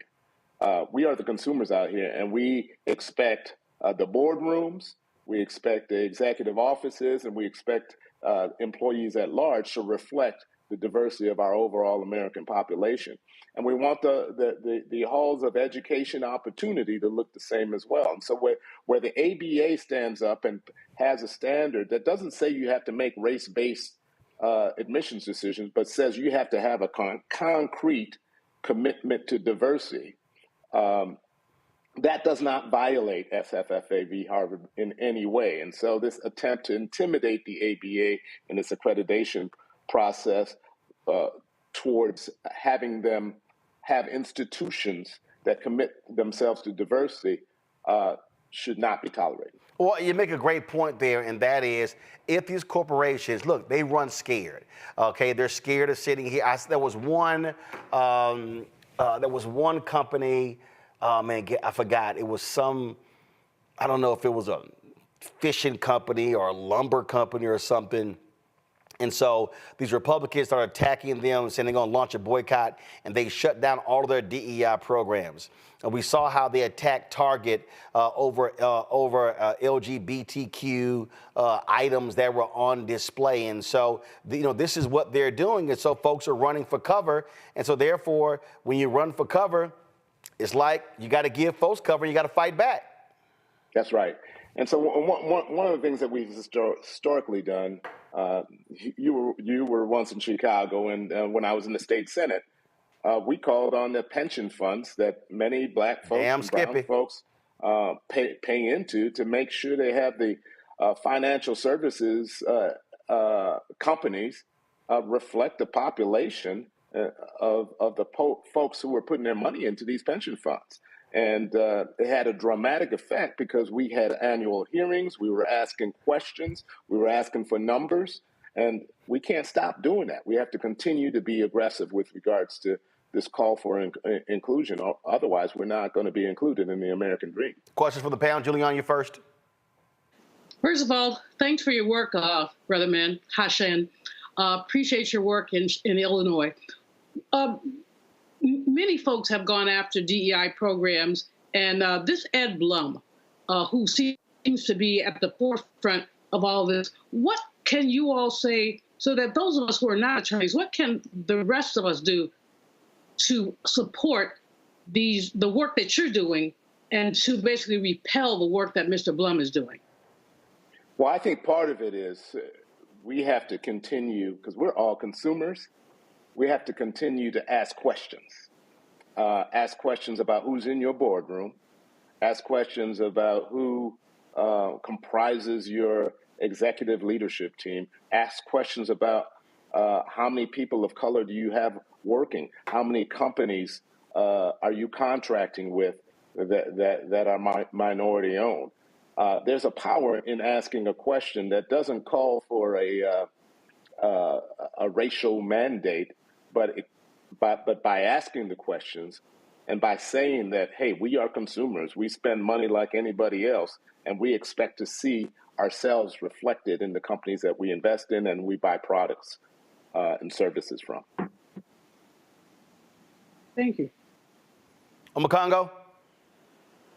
Mr. Raoul, thank you so much for your work. And, I speak, my question is this. I speak at corporations and associations in the DEI space for across the country. And for years, I started to see a little bit of a fear of speaking up about these things from companies I used to work with. And then I started to see a shift towards a little bit of a diversity fatigue. You said that y'all were right at the top from the jump speaking out about why this was a problem, people trying to end DEI. What are you seeing now, July 2024, in terms of an attitude shift of the people that you're working with, and how are they responding to what you're doing? Yeah, and so I don't want to make it seem like we're out here alone with this advocacy. We've connected with the Black Economic Alliance. The Congressional Black Caucus has put out letters asking those questions that I referenced earlier.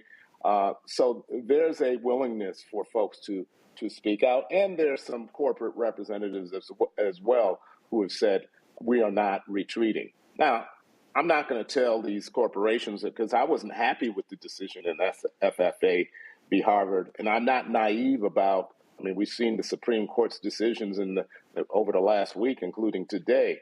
I'm not naive about how our courts are comprised and the dangers that may exist, but it's not a time for us to retreat. Renita? Yes, thank you so much for your work. What you're doing is really important. I think far too often people think of DEI issues as being soft issues that really don't come to the top of their list, but there are hard, tangible impacts when you remove DEI programs. So I'm glad that you covered how this affects many different industries. I'd love for you to connect for the audience how this relates to health care that Black people receive in this country as it relates to removing DEI from medical programs across the country and realizing that the students of today are the doctors tomorrow. Talk about the correlations, if you can, of as we're doing what we can to have better health care and take better care of ourselves as Black folks in the country, how DEI actually has a role in that. It has an incredible role in it. And when you talk about health care today in particular, there's a lot of private private equity investment in healthcare, and it's changing the way that healthcare providers approach provision of healthcare, and there's a disparate impact on people of color. If you think about during the COVID pandemic, who you admit into a hospital and who you turn back, who you give a certain type of treatment and who you don't give that treatment to. And unless you have that representation within, my wife is a physician, and she talks about it frequently, how even physicians who Black physicians who present themselves as patients sometimes are discriminated against. And so if you're somebody who knows, who has the wealth of knowledge in healthcare, and you're going to be discriminated against, how about the layperson? And so the point that you raise is a critically important one. Particularly, healthcare is a booming industry where private equity is putting their foot in within that industry, and there's some devastating impacts as a result. And my office, as well as some other offices, are looking into that as well. All right, then. Well, AG Raoul, we certainly appreciate it. Hey, while you're here, just look, you're a top official there. Just want to get your thoughts to weigh in on this presidential race and, you know, all the different calls out here. Some people are saying Biden should step down moving forward. Just what do you think about all that you're hearing after Thursday's debate? Well, I did an interview on Friday, and I said, you know, what we weren't talking about aggressively, and all of these Democratic strategists are calling for him to step aside. None of them are putting their name to it, and that really disturbs me. It's anonymous Democratic strategists. When the reality is, I think Trump provided so much ammunition when he said everybody was against Roe v. Wade, when he talked about the black jobs. We should be jumping on all of the statements that Trump made within that debate, and we should be lifting that up to demonstrate what the consequence is if you elect Trump again. And today's decision about presidential immunity should strike a fear in everybody of the dangers of electing Trump, our next president. All right, then. Attorney General Raoul, we appreciate it. Thanks a lot. Thank you. All right, folks, going to a break. We'll be right back on Roland Martin Unfiltered on the Black Star Network. Don't forget, in about 19 minutes, President Joe Biden will be addressing the nation about today's Supreme Court decision, basically saying the President of the United States is a king. So we'll be covering that right here on the show. Don't forget, support the work that we do, folks. Nobody else is doing what we're doing. The Griot, they got rid of all of their news shows. Nobody else is doing a daily news show like we are, not just this show, but the other 4 weekly shows that we have. Nobody else.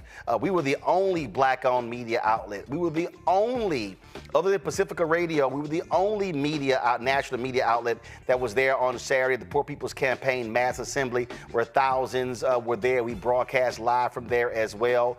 We travel around this country, and I'm telling y'all, we often are the only ones there on the dais covering this stuff. And so there's a whole bunch of people out here calling themselves New Black Media.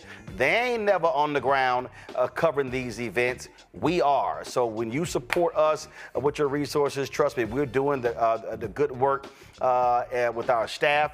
And in fact, just so you know, y'all think, look, this is not just me. And so, you know, we took a photo with the whole crew. So give me 1 second. I just want to show y'all this here. Just in case y'all be like, man, we just be seeing you. Nope. This was, of course, us on Saturday after the photos coming in. Give me a second. This was us on Saturday at the event there in D.C. We were on the ground covering with our folks. We had camera operators, folks doing social media, doing audio, producing, you name it. We were doing it. And so when you support us, this is what you're supporting. We got lots of plans. We're going to be in Atlanta on July 18th, broadcasting there. Labor union is doing some work trying to organize some workers.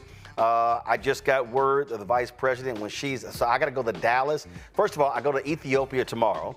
I'm there through February 8th, come back about 4 o'clock in the morning, then I turn around 12 hours later and fly to Dallas for the AK convention where I'm hosting the golf tournament. This is what we do. We are in the thick of it, and so we want to make sure that we are there getting the voices, you're hearing from them, and so when you support us, that's what happens. So you're checking money order to P.O. Box 57196, Washington, D.C., 2037-0196. Cash App is $RM Unfiltered. PayPal or Martin Unfiltered. Venmo is RM Unfiltered. Zelle, Roland at RolandSMartin.com. Roland at RolandMartinUnfiltered.com.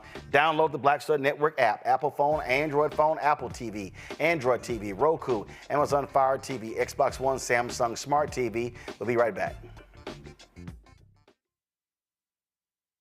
Fanbase is pioneering a new era of social media for the creator economy.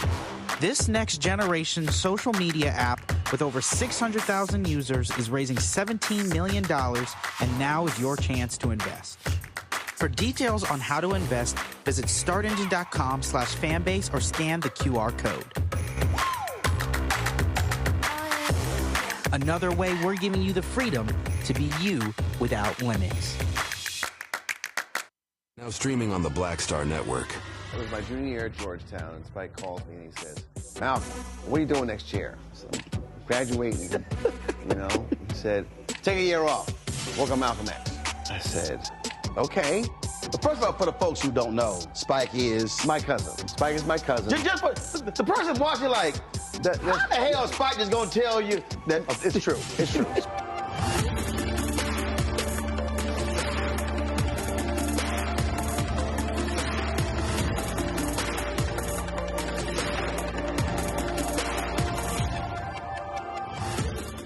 Hey, yo, what's up? This is Mr. Dalvin right here.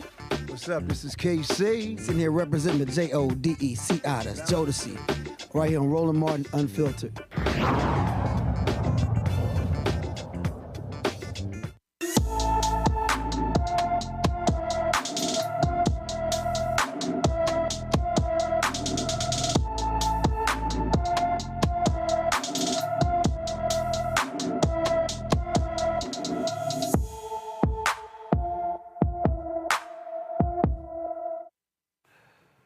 Michaela Adams disappeared from her Virginia Beach, Virginia home on May 12th. The 14-year-old is 5 feet 3 inches tall, weighs 180 pounds, with brown hair and brown eyes. She was last seen wearing a green jean jacket, a long-sleeve camel shirt, and green sweatpants. She may have some scars on her arms. Anyone with information about Michaela Adams should call the Virginia Beach, Virginia Police Department at 757-385-5000, 757-385-5000. The 2 Fort Worth, Texas jailers accused of killing a black man in custody have been arrested. Rafael Marino and Joel Garcia are charged with the murder of Anthony Johnson Jr. On April 21st, Johnson got into a struggle with jailers during a routine check of his cell for contraband. The struggle was caught on video, and it shows Marino keeping his knee on Johnson's back and shoulders for more than a minute after he had been pepper sprayed and restrained. The Tarrant County Medical Examiner's Office ruled Johnson's death was a homicide, listing mechanical and chemical asphyxia as his cause of death. Garcia was a supervisor at the time and recorded the incident on his phone. The sheriff's office says Garcia's actions delayed summoning medical help for Johnson. Marino and Garcia both posted bond and were released.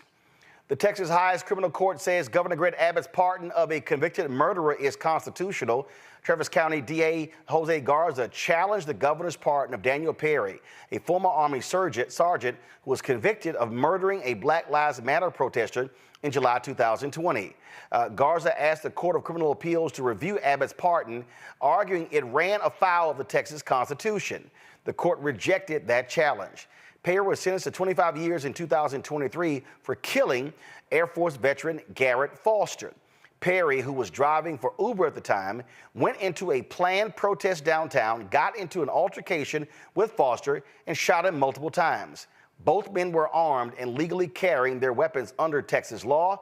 Abbott argued Perry was within his rights to defend himself, citing the state's stand your ground laws, but Perry left out the racist writings of Perry and how he made clear that he had wanted to target black folks.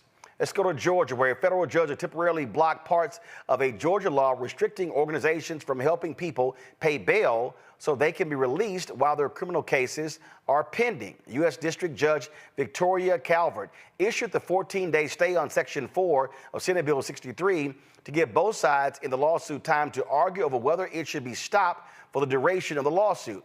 The American Civil Liberties Union of Georgia sued to stop the law from going into effect, alleging it is cruel and unconstitutional. The provision restricts charity organizations or individuals from helping pay their bail more than 3 times each year.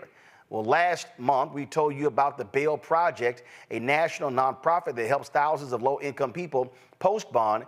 It announced that it was closing its Atlanta branch because of the law. Renita, this shows you right how the sheer stupidity of Republicans.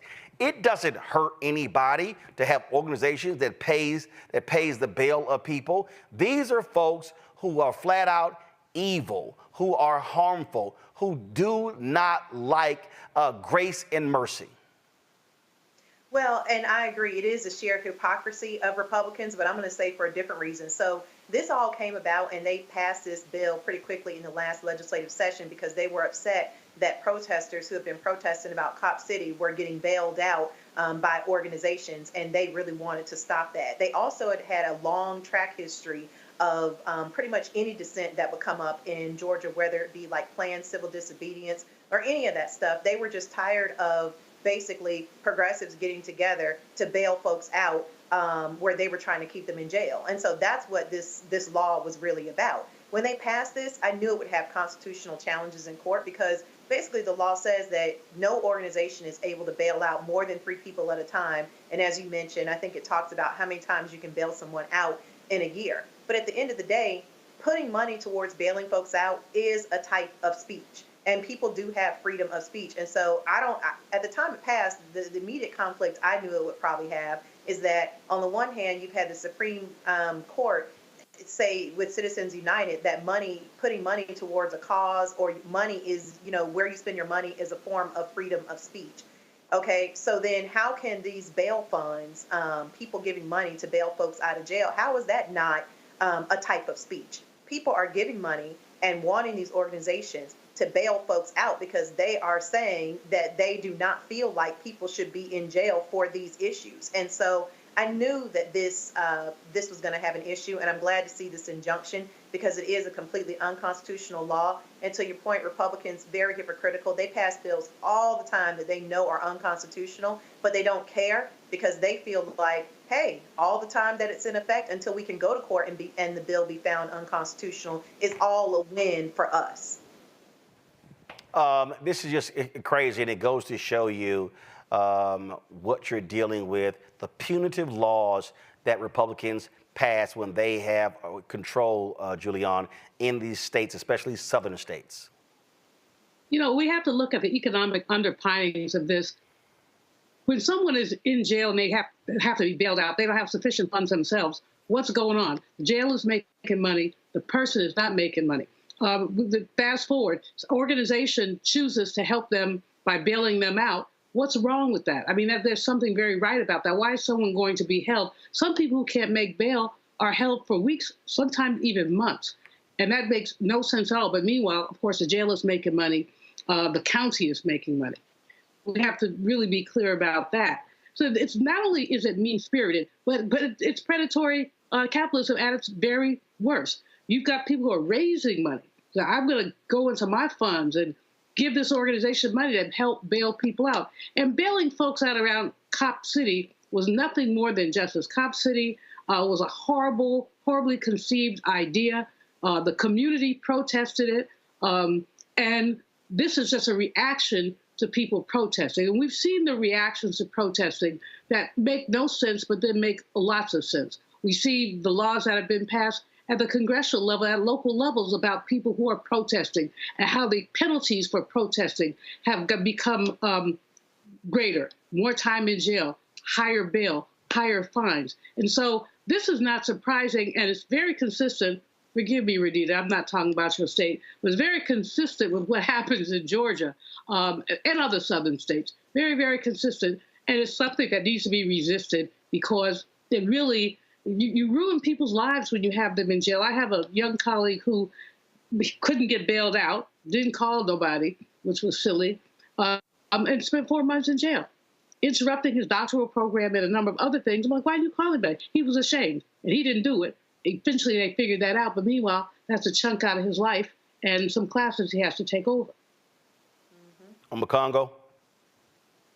You know, this is consistent with what we're seeing, because we also see the laws that they're putting out to prevent people from helping people give them water or something to eat in line as it relates to people who are voting. They are anti-humanity, period, bottom line. And I think that even though many of these situations affect us disproportionately, particularly when we're talking about the justice system, this is also something that people need to be mindful of who are of different backgrounds, who should all be uniting to support this, because it's just a matter of time before it comes to them. Just like every other issue that affects Black people eventually ends up hurting white people, and in particular, whether we're talking about unemployment, COVID disparities, all of these things will eventually come to their communities. And so people who might have been part of poor communities, these are things that they should get around. But this idea, if they can sell this narrative, the folks who are against this policy continue to sell this narrative in some way, shape, or form that this is benefiting Black people, this just goes back to that Lyndon Johnson quote about, you know, as long as you can convince the poorest white man he's better than the best colored man, he won't realize you're picking his pocket. Give him someone to look down on and empty his pockets for you. This is inhumane. But this is not the only issue that we're seeing as it relates to this, but it's another example of how we should be on notice, because they don't want us to be able to experience any type of joy, any type of relief, or the ability, as Dr. Malveaux was saying, to actually be out and work and pull ourselves up by our bootstraps, right? Isn't that what they say? The fact of the matter is, these are not convicted felons. Hey, Donald Trump, these are people who are awaiting trial, people who might actually be innocent of what they were arrested for, and they deserve an opportunity to be out and live their full life, just like those two officers you just talked about in the last segment who were able to get bailed out and are living their lives while they're waiting trial for murder. Folks, let's go to Oklahoma, where Oklahoma teachers from the 5th through the 12th grade will now be required to incorporate the Bible into the curriculum as instructional support. On Thursday, the Oklahoma School Superintendent Ryan Walters sent a memo about this mandate. During the meeting, he explained why the Bible will be taught in state schools. Today, regarding the Bible and the Ten Commandments. My staff has been looking at Oklahoma statute. We've been looking at Oklahoma academic standards. And it's crystal clear to us that in the Oklahoma academic standards, under Title 70, multiple occasions, the Bible is a necessary historical document to teach our kids about the history of this country, to have a complete understanding of Western civilization, to have an understanding of the basis of our legal system, and is frankly, when we're talking about the Bible, one of the most foundational documents used for the Constitution and the birth of our country. We also find major points in history that refer to the Bible, that reference the Bible. We see multiple figures, whether we're talking about the Federalist Papers, constitutional conventional arguments, and Martin Luther King Jr., who use it as a tremendous impetus for the civil rights movement and tie many of those arguments back to the Bible. It is essential that our kids have an understanding of the Bible and its historical context. So we will be issuing a memo today that every school district will adhere to, which is that every teacher, every classroom in the state will have a Bible in the classroom, and we'll be teaching from the Bible in the classroom to ensure that this historical understanding is there for every student in the state of Oklahoma in accordance with our academic standards and state law. Oh, Julian, so let's quote Dr. King using the Bible, but in Oklahoma, let's not actually teach about Dr. King. There you have it. I mean, this is such hypocrisy to, first of all, every classroom. So is the math teacher also going to be required to teach the Bible? Will the science teacher stop science experiments so they can have a biblical moment? This makes no sense at all, and the NEA and the AFT are challenging this, as is the ACLU. But these Bible thumpers, they can thump it, but they can't read it. And so you got them proselytizing, and there's no, I don't understand how this guy's getting away with this. Yeah, I do. He's a Republican right-winger who's making his point. It will probably be challenged, but until then, many teachers are going to have their licenses placed in jeopardy because they're saying if you don't do it, you may be fired. Now, in Oklahoma, a teacher's license is taken away on a case-by-case basis. So you can't say, I'm going to fire everybody who doesn't teach the Bible. You would have to go and say, Jane Jones didn't teach the Bible this semester, and then try to fire her. But that's very cumbersome, and it puts teachers on the defensive. It's inappropriate, unacceptable, but fully consistent with what we just saw with the Supreme Court, which we're seeing from the Republican Party. They are trying to take us back, not to the 20th century, to the 1950s. They're trying to take us back to the 1850s. But some of us ain't going. I'm a Congo. This is what a theocracy looks like. And so people talk about, some of these other countries around the world, these, Islamic states that are theocracies. This is what it looks like. Just substitute Islam for Christianity. And the reason why he's also doing this is because I'm sure he knows that this will eventually get to the Supreme Court, and he feels like this Supreme Court will side with him. And so we're going to be seeing more of that, just like with Louisiana and the Ten Commandments in the classroom. All of these cases are going to make it to the court because they feel like they have a friendly court on their side. And so this is another example today of, just like we talked about, no man's above the law or persons above the law, except now the president. And like Renita said, that was never always the case as it relates to, wealthy people in terms of influence. But now we also just have to be mindful of this whole conversation about separation of church and state. People are actively trying to do that as well. And so, I'm a Congo. Got to cut you short. President Biden is now about to speak. Let's go live to the White House. The presidency is the most powerful office in the world. It's an office that not only tests your judgment, perhaps even more importantly, it's an office that can test your character. Because you not only face moments when you need the courage to exercise the full power of the presidency, you also face moments where you need the wisdom to respect the limits of the power of the office of the presidency. This nation was founded on the principle that there are no kings in America. Each of us is equal before the law. No one is above the law, not even the President of the United States. With today's Supreme Court decision on presidential immunity, that fundamentally changed. For all practical purposes, today's decision almost certainly means that there are virtually no limits on what a president can do. This is a fundamentally new principle, and it's a dangerous precedent, because the power of the office will no longer be constrained by the law, even including the Supreme Court of the United States. The only limits will be self-imposed by the president alone. This decision today has continued the court's attack in recent years on a wide range of long-established legal principles in our nation, from gutting voting rights and civil rights, to taking away a woman's right to choose, to today's decision that undermines the rule of law of this nation. Nearly 4 years ago, my predecessor sent a violent mob to the U.S. Capitol to stop the peaceful transfer of power. We all saw it with our own eyes. We sat there and watched it happen that day. Attack on the police, the ransacking at the Capitol, a mob literally hunting down the House Speaker, Nancy Pelosi, gallows erected to hang the Vice President, Mike Pence.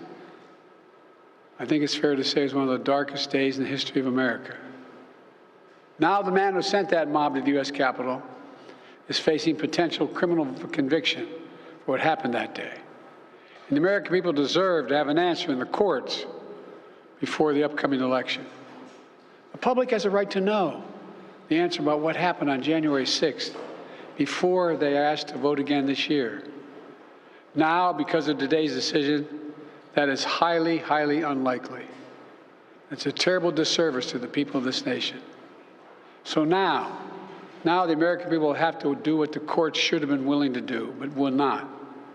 The American people have to render a judgment about Donald Trump's behavior. The American people must decide whether Donald Trump's assault on our democracy on January 6th makes him unfit for public office in the highest office in the land. The American people must decide if Trump's embrace of violence to preserve his power is acceptable. Perhaps most importantly, the American people must decide if they want to entrust the president once again, the presidency, to Donald Trump, now knowing he'll be even more emboldened to do whatever he pleases whenever he wants to do it. You know, at the outset of our nation, it was the character of George Washington, our first president, that defined the presidency. He believed power was limited, not absolute. And that power always resides with the people, always.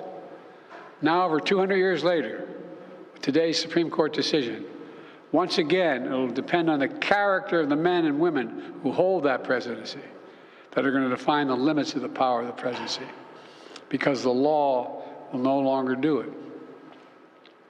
I know I will respect the limits of the presidential powers I have for 3.5 years, but any president, including Donald Trump, will now be free to ignore the law. I concur with Justice Sotomayor's dissent today. Here's what she said. She said, in every use of official power, the president is now a king above the law. With fear for our democracy, I dissent. End of quote. So should the American people dissent. I dissent. May God bless you all, and may God help preserve our democracy. Thank you. And may God protect our troops.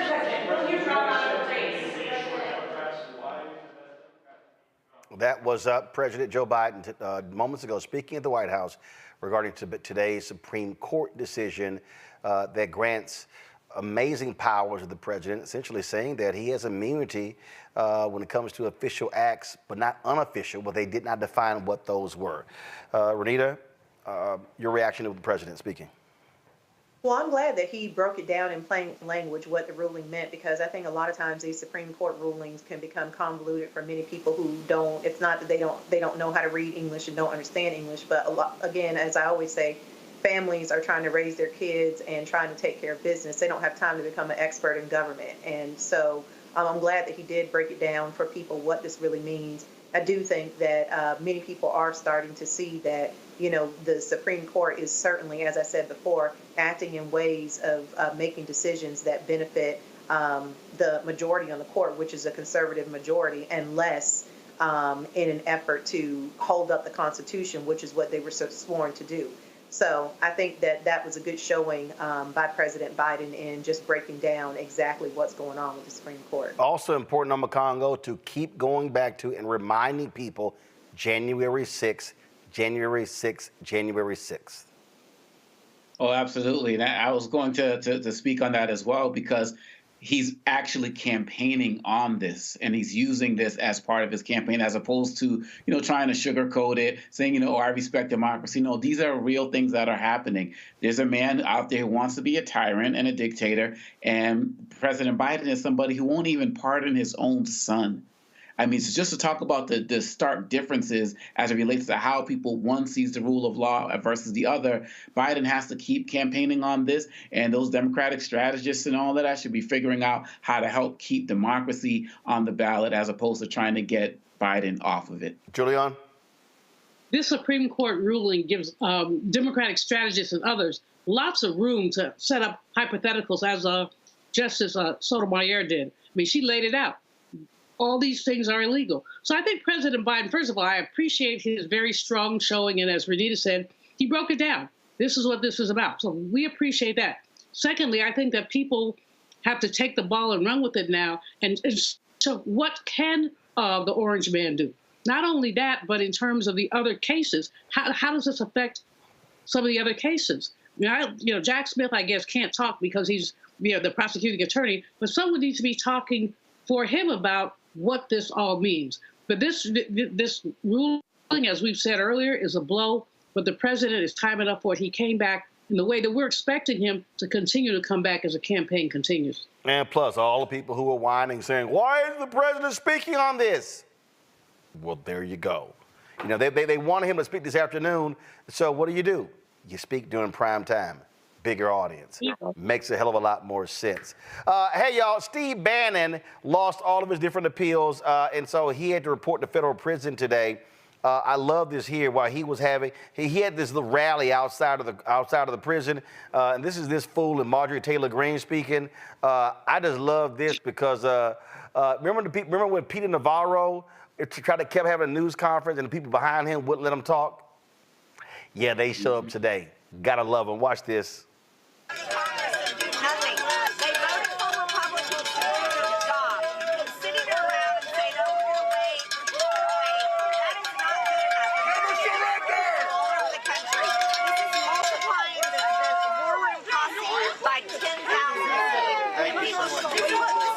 Hopefully 10,000%.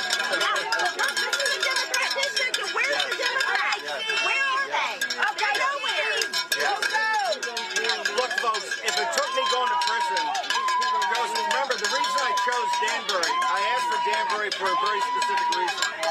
Back in the only other person that's ever been sent to prison for a congressional subpoena, not going to a House subpoena, for contempt, held in contempt, was Rig Lardner Jr. Back in the 1940s, during the House Un-American Activity investigation, Columbia Studio fired him, because of his political beliefs. And then he was found guilty. They sent it to the DOJ. He was sent to prison. He was sent to this prison. That's why I requested Danbury, because there's no difference in his fight and in our fight. I'm a political prisoner of Nancy Pelosi. I'm a political prisoner of Merrick Garland. I'm a political prisoner of Joe Biden, the corrupt Biden. I love it. And he was yelling, I'm a political prisoner. No, you just simply were an ass who chose not to testify before Congress. It was real simple. You could have done that and avoided prison, but no. So you chose to do so. I saw this one tweet that said, now that he goes to prison, he'll probably be made to take a bath. That was a good one. I was like, yeah, that was a good one right there. That was. Because he doesn't look like he's bathed in a while. You ain't lying. I swear that man wore the same clothes. All right, y'all. I am going to be, for the first time since 2007, I will not be attending Essence Festival. I will be headed to Ethiopia tomorrow. Go to my iPad, Anthony. The Arkwood African Film Market and Awards Conference is taking place in Addis Ababa, Ethiopia. And so July 5th through 6th. And so I head there with director Tim Reed. And so I am one of the guests of honor. So looking forward to interacting with a number of African filmmakers. Also, so with the conference, they're going to be live streaming some of that as well. And so we're going to be carrying that on the Black Star Network. And so we'll have guest hosts for a couple of days. I'll try to hop on, but I think when we're live, it's something like 1 or 2 a.m., maybe 3 a.m. in Ethiopia. I don't know. So we'll see. But I'll try to make that happen. So I'll be, of course, shooting lots of stuff while I'm there. And so looking forward to that. And so we'll be making that trip to Ethiopia. And so we'll definitely still be in good hands. Then, of course, I come back July 8th. And then immediately turn around and go to Dallas for the AKA convention, where I'll be there for a couple of days as well. So lots of stuff happening. Let me thank Renita Omakongo and Julian for being on today's show. Thank you so very much for being on today's panel. Folks, that's it. Don't forget, support the work that we do. Y'all know how important it is because we're doing stuff other folks are not doing. They choose to ignore it every single day, but we're fighting a good fight. Of course, operating in the spirit of Ida B. Wells Barnett, Frederick Douglass, and so many other pioneers of the black press. And so that is covering the stuff that matters to you. And so we want you to support our work. First of all, on YouTube, y'all should be hitting that like button, y'all. We should be, let's get to 2,500 likes. Okay, we got almost 5,000 folks live right now. So let's hit that like button before I get off. So here's how you can support the work that we do. And I'm telling y'all, I was on a call today with an advertising agency. It is not easy. We see a lot of these ads running on Fox News, but they always saying, oh, no, it's brand safety. And we're like, but y'all run ads over there, but you can't run ads over here.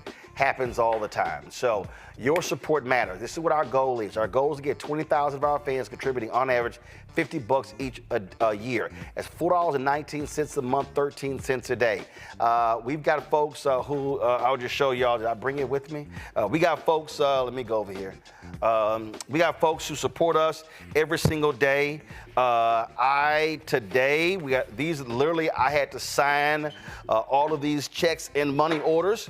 because these are the folks who say, hey, I'm not doing electronic, and so I sign all of these, and so it's real. And so we got people support our work, and trust me, we're doing the stuff that nobody else is doing. When I say no one is doing what we're doing, this is no lie. Byron Allen's The Griot canceled all of their shows except one. None of their daily news shows, they're all gone, all right? Black Enterprise, nope. Blavity, nope. Essence, nope. Ebony, nope. None of these folks are doing what we're doing. A daily news show, multiple shows that speak to our issues when it comes to our community. And so your support is critical. Again, if 20,000 of our fans contribute $50 each, that's $1 million. Now, I'm sitting here, some of the people, I see 50, I see 100, I see $10, I see $25, I see $10, $100, $15, I can go $35, $10, $5. Hey, every single dollar absolutely matters. That's important to raise $1 million. What we do, folks, it costs $195,000 a month. That's studio space, that's our live streaming equipment, that's our staff, that's everything. Insurance, this studio space, you name it. We got to buy new equipment, stuff breaks, you name it, we got to do that. And so we're doing, again, the work that nobody else is doing. And so your support is critical. We've had some, and Keenan, send me the updated number. I think since we launched September 4th, 2018, we've had something like 26,000 donors. And so we are greatly appreciative of the people that will support our work. So please, see your check and money order, P.O. Box 57196, Washington, D.C., 20037-0196. Cash App, $RM Unfiltered, PayPal, R Martin Unfiltered, Venmo is RM Unfiltered, Zelle, Roland at RolandSMartin.com, Roland at RolandMartinUnfiltered.com. We've got folks who give right there on YouTube. We appreciate that. We prefer you give to us directly. That way, 100% of those proceeds go right to us. And look, when you give to the show, that money goes right back into the show. When you get my book, White Fear, How the Browning of America is Making White Folks Lose Their Minds, all proceeds go right back into the show. And so I got a fee from the publisher as well as from Audible. That money goes right back into the show. And so you can get the book as well. And that'll support what we do.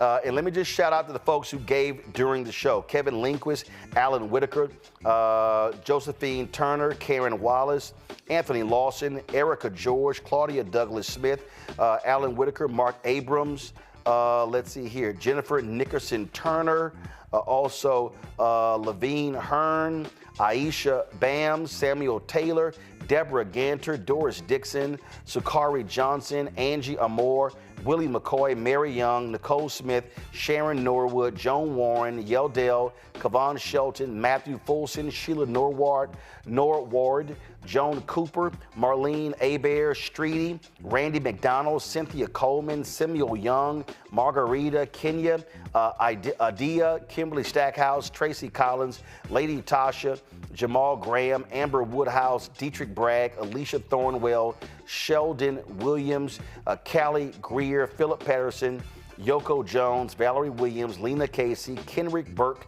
Sherlyn Carrington, and Anita Nickens and Jessica Wimbush. And so we appreciate all of y'all who support this show. Thank you so very much, folks. We appreciate all the work. I will see y'all when I get back from the motherland. Y'all know how we always end the show. Black Star Holla! Network is here.